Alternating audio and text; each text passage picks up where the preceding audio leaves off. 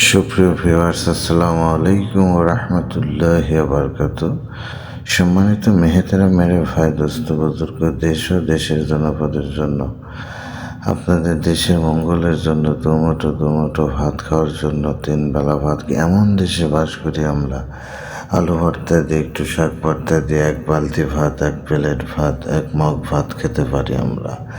এই যে কৃষকটি আপনারা দেখতেছেন কত কষ্ট করে পানির ভিতরে ধানটা কাটতেছে, এই সোনার বাংলাদেশে সোনার ধান, সোনার ফসল কিভাবে সৃষ্টি হয়, কিভাবে তৈরি করতে হয়, কেমনি কি, আমরা তো শুধু বস্তা কিনি।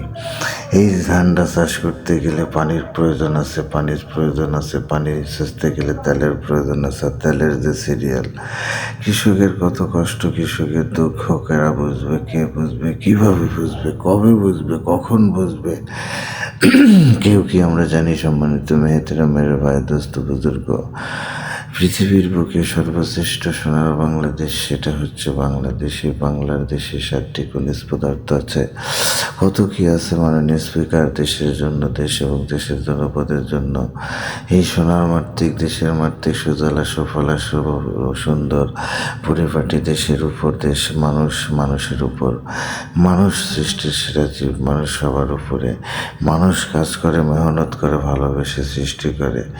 এই যে মেঘাচ্ছন্ন মেঘালয়, আকাশ, আসমান, জমিন দেখতে পাচ্ছেন, গ্রহ, নক্ষত্র, তারকাজি, সব কিছু কিন্তু আল্লাহ পাকের হুকুম ছাড়া কোনো কিছু সৃষ্টি হয়নি, তার হুকুম ছাড়া কোনো কিছু চলে না।